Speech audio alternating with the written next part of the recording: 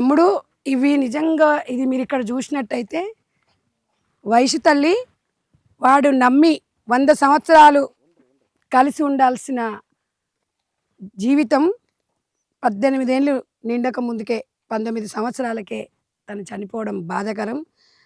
వాడిని నమ్మినవు తల్లి, మట్టిలో కలిసిపోయినావు. ఇవాళ మీ అమ్మ బాధ చూడలేకపోతున్నాం, గొంతు మోగబోతుంది. నిజంగా ఇది వర్ణాతీతం. బంగారు తల్లి ఇక్కడిక్కడనే ఆడుతూ పాడుతూ తిరిగి ఈరోజు మట్టి పాలైందంటే నిజంగా ఇంతకన్నా దుర్మార్గం ఇంకొకటి లేదు. ఈ చావు అనేది సమాజానికి కనువిప్పు కలగాలి. ఇలా వైషమ్మకు ఆత్మశాంతి ఉండాలంటే నిజంగా కూడా చట్టాలు మార్పు రావాలి, సమాజంలో మార్పు రావాలి. ఆడపిల్లలకు అడుగడుగున ప్రతి క్షణం ఇదే మనము ఇంత అత్యంత దారుణమైన హత్య అంటే నిజంగా నేను ఇప్పటివరకు చూడలేదు. ఎప్పటివరకు ఇంత ఘోరంగానా? ఒక కడుపుతోనున్న పిల్లను పొడిచి చంపి ఇవాళ మట్టి పాలు చేస్తుంది. నువ్వేం సాధించినవురా? ఏం సాధించినవురా హరిబాబుగా? నీకేం కావాలరా? పువ్వుల్లో పెట్టి చూసుకున్నారా వాళ్ళు? ప్రేమానే వస్తేవి, దాని పానం తీస్తేవి, ఇలా నమ్మిస్తేవి, మోసం చేస్తేవి. ఇంత ఘోరమారా నువ్వు? ఇంత పరిస్థితారా? ఏం సాధించినావో చెప్పురా. దాని నుంచి ఎంతమంది పిల్లల్ని? నిజంగా తమ్ముడు నాకైతే చాలా అంటే చాలా బాధాకరంగా ఉంది, మాటలు కూడా రావట్లేదు.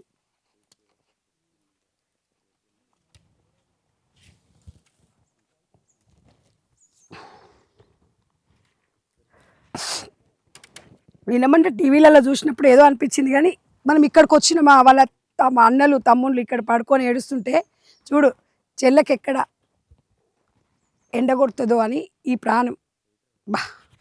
నాకు మాట్లాడి కూడా రావట్లేదు. కానీ దయచేసి కేంద్ర రాష్ట్ర ప్రభుత్వాలకు చట్టాలలో మార్పులు తేండి, మీకు దండం పెడతాం. ఇలాంటిది ఏ ఆడపిల్లకు కూడా రావద్దు, ఇలాంటి బాధ రాకూడదు. నిజంగా చెప్తున్నా కదా, ఇన్ని జరుగుతున్నా కూడా మనం ఎందుకు తరాలు మారుతున్నా కూడా ఎందుకు చట్టాలు మారట్లేదని అడుగుతున్నా. నిజంగా ఇది మనం రాజకీయాలతో సంబంధం లేదు, కులాలతో సంబంధం లేదు, మతాలతో సంబంధం లేదు. ఒక నిండు ప్రాణం, 2 ప్రాణాలు ఎవరిచ్చిండ్రో హక్కు చంపడానికి. ఇష్టం లేకపోతే వదిలిపెట్టండి. నిజంగా అవగాహన లేకపోవడం వల్ల అంటే చదువు అనేది ఎంత ముఖ్యం అనేది అర్థమవుతుంది. చదువు లేకపోవడం వల్లనే ఈ మూర్ఖత్వం హత్యలు జరుగుతున్నాయి. చదువుకోవాలి, ఆడపిల్ల తన కాళ్ళ మీద తను నిలబడాలని ఎన్ని చట్టాలు వచ్చినా కూడా ఇవాళ ఇలాంటి వయసులు ఎంతోమంది మట్టిలో కలిసిపోతున్నారు. దయచేసి ఇవాళ సోషల్ మీడియా కానీ, electronic media, media print media కానివ్వండి, ఇలాంటి వాస్తవాలను ప్రజలకి తీసుకురండి.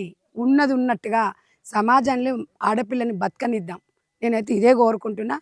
నేను ఇది ఎక్కువగా ఎందుకంటే టీవీలలో చూడడం కన్నా నిజంగా ఇక్కడికి వచ్చి తెలుసుకుంటే వాస్తవాలు ఏంది అనేది చూస్తే కడుపు తరుక్కపోతుంది. ఇక్కడ వచ్చి చూడండి.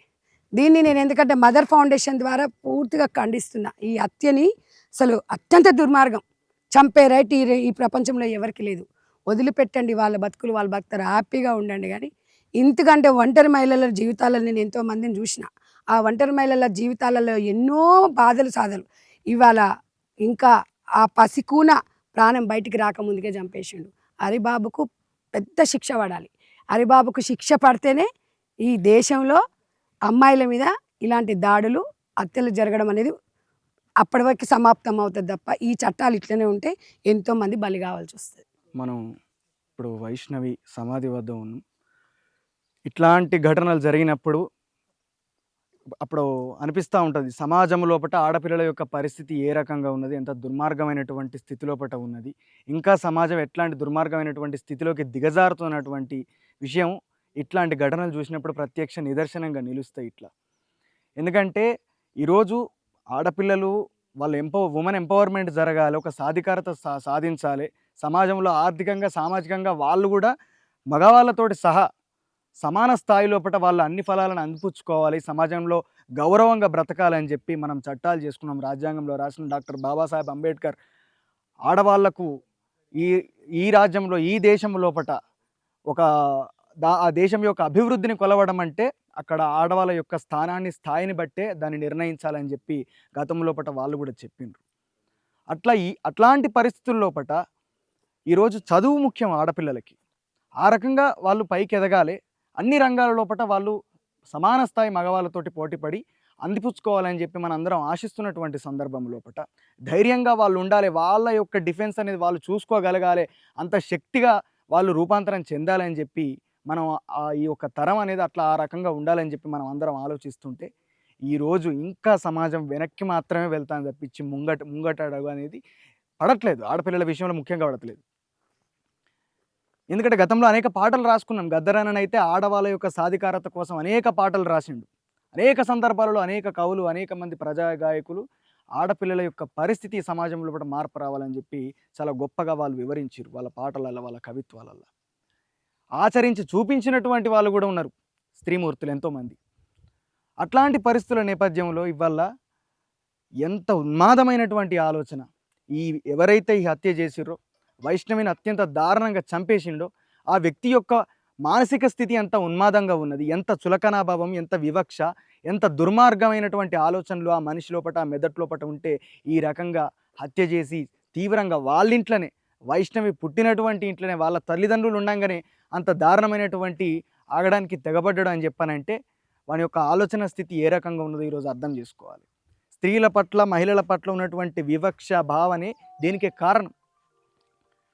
తల్లిదండ్రులు కూడా ఒకటి ఆలోచించవలసినటువంటి విషయం ఏంటంటే, పిల్లలు ఎదుగుతున్నారు. 17, 18 సంవత్సరాల వయసు రంగానే వాళ్ళకి ఎట్లా పెళ్లి చేయాలని ఆలోచించడం పక్కన పెట్టి, ఏ రకంగా వాళ్ళను కాస్త శక్తివంతంగా తయారు చేయాలి, ఈ సమాజంలో వాళ్ళకు కూడా ఒక మంచి స్థానం ఇవ్వగలిగే విధంగా వాళ్ళు ఏ ఆలోచనలతోటి వాళ్ళు ముంగటికి వెళ్తున్నారు, వాళ్ళకి ఏది ఇష్టం ఉన్నది అని చెప్పి ఆలోచించాలి. సరే, లవ్ మ్యారేజెస్కి ఈరోజు లవ్ అంటే ఆకర్షణకు, ఆ తర్వాత నిజమైనటువంటి ప్రేమకు తేడా తెలుసుకునేటటువంటి ఒక మెచ్యూరిటీ తోటి, ఆ మెచ్యూరిటీ వచ్చే విధంగా ఆలోచన విధానాన్ని రూపుదిద్దుకోవాలి తప్పించి, ఈరోజు అవన్నీ కూడా పక్కన పెట్టి ఈరోజు ఈ ఆకర్షణకు లోనైపోయి మాయమాటలు చెప్పంగానే నమ్మిపోయి ఆడపిల్లలు ఈ విధంగా హత్యలకు గురవ్వడం, అత్యాచారాలకు కూడా గురవ్వడం అనేది మనం కంటిన్యూస్గా చూస్తూనే ఉన్నాం.